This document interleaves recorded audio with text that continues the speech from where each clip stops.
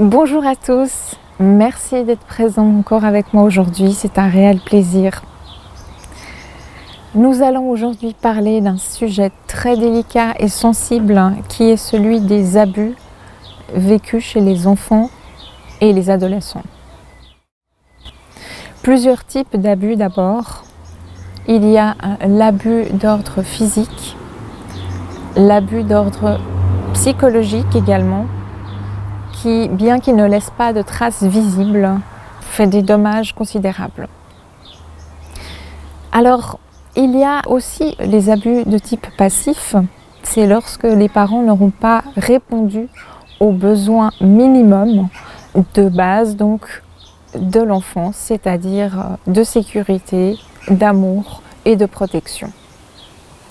Nous trouvons également des enfants adultifiés ou parentifiants, il y a plusieurs manières de décrire cette situation, lorsqu'un enfant aura dû répondre aux besoins de ses parents et non pas l'inverse, c'est-à-dire que normalement c'est le parent qui répond aux besoins de l'enfant. Et là, ce sera dans des circonstances telles que, par exemple, un parent malade, qu'il s'agisse d'une maladie qui le diminue physiquement et qui fasse que l'enfant doive s'occuper de son parent. Il peut également s'agir d'un parent qui psychologiquement a des difficultés, une maladie psychique ou autre qui fasse que finalement il demande inconsciemment à son enfant de répondre à ses propres besoins, au lieu que ce soit lui-même qui les prenne en charge.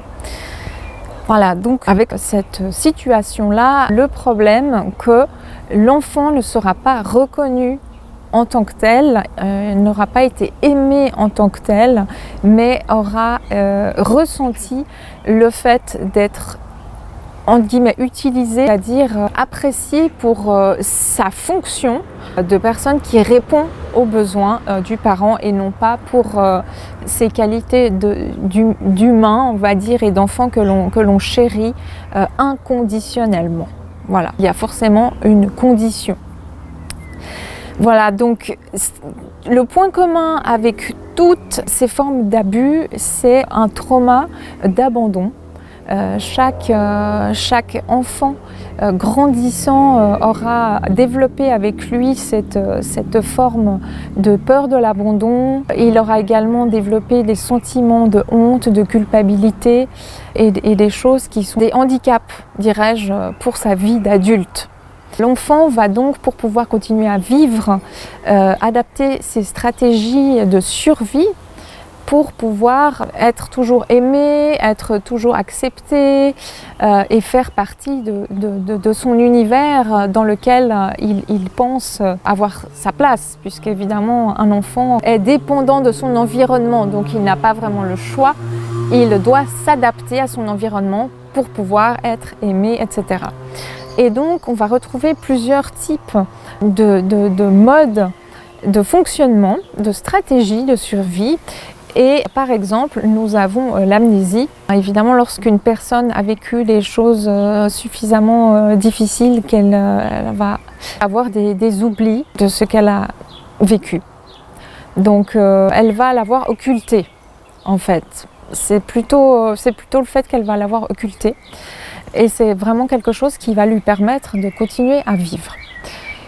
Et on a également la dissociation, donc lorsque quelqu'un se coupe complètement de son corps et de sa tête pour ne pas avoir à avoir la conscience de ce qu'il endure, qui est trop pénible. Donc c'est comme si cette personne finalement était déconnectée et n'était plus là. C'est vraiment ça, c'est une stratégie de survie. On va retrouver par la suite des adultes qui auront oublié carrément des moments de leur vie, des choses où ils auront peut-être fait un voyage, ils ne se rappelleront pas d'où ils sont allés, de ce qu'ils ont fait, etc. Nous avons également les compulsions. C'est une façon d'agir l'émotion au lieu de la ressentir. Donc agir l'émotion au lieu de la ressentir, ça veut dire que par exemple, ça peut être se focaliser sur un détail au niveau de la propreté. Donc il faut que tout à coup tout soit propre. C'est une manière finalement d'exprimer une émotion dérangeante, mais on va la transposer sur cette action-là, de faire que tout soit rangé, tout soit nettoyé. Mais ça peut également être une compulsion au niveau de la nourriture, donc de vouloir dévaliser son frigo, se jeter sur la nourriture. Parfois, ça peut aussi se manifester sous forme de harcèlement, de vouloir déverser des choses sans arrêt, lorsque de nouveau on aura ressenti cette blessure. Et voilà, c'est vraiment des choses qui sont dans l'excès et qui sont compulsives. Nous avons également la consommation, ça peut être des drogues, ça peut être de l'alcool. Et donc sur le court terme, ça va donner une impression de soulagement, d'évasion, d'apaisement. Alors qu'en réalité, sur le long terme, ça va être d'autant plus dévastateur car physiologiquement, évidemment, ça va avoir des effets secondaires terribles sur les organes, dont le foie, le pancréas, etc., mais aussi au niveau du cerveau. Et puis évidemment aussi pour l'entourage qui sera d'une part dans une situation de codépendance et également parce qu'elle devra subir cette grosse difficulté qu'est la dépendance à un produit. Nous avons également la situation d'automutilation. Donc ça, c'est toutes des choses qui peuvent se manifester à partir de l'adolescence. Donc c'est un besoin de déviation de la douleur qui est provoquée par cette émotion qui est beaucoup trop forte, de tous ces ressentis liés à l'abus, à la mémoire d'abus. Et ça va notamment avoir comme effet la production, la sécrétion de dopamine qui va venir apporter une forme de calme et de plaisir qui va prendre le dessus sur cette émotion que la personne ne peut pas recevoir, ne peut pas gérer, ne peut pas ressentir car c'est beaucoup trop violent. Et parce qu'elle n'a pas appris à le faire, encore une fois. Et ça va lui procurer un soulagement immédiat. Voilà. Alors maintenant, le sentiment que l'on va retrouver de manière universelle chez toutes les personnes victimes d'abus, c'est la mauvaise estime de soi.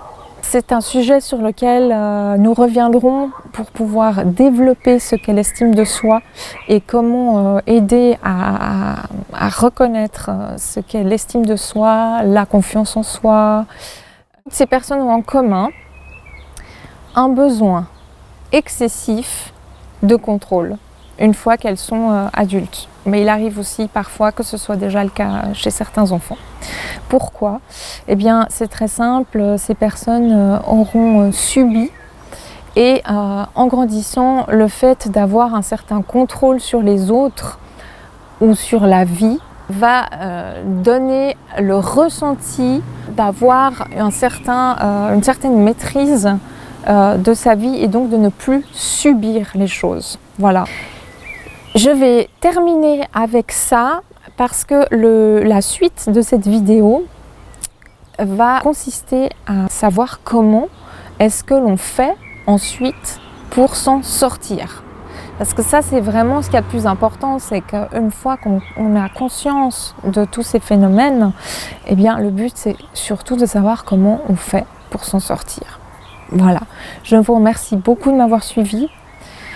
Si vous pensez que cette vidéo peut être utile à une personne de votre entourage, n'hésitez pas à la lui envoyer. Ça peut en tout cas aider des gens. Et c'est vraiment la raison pour laquelle je fais cette vidéo aujourd'hui. Je vous remercie encore du fond du cœur et je me réjouis de vous trouver très très vite.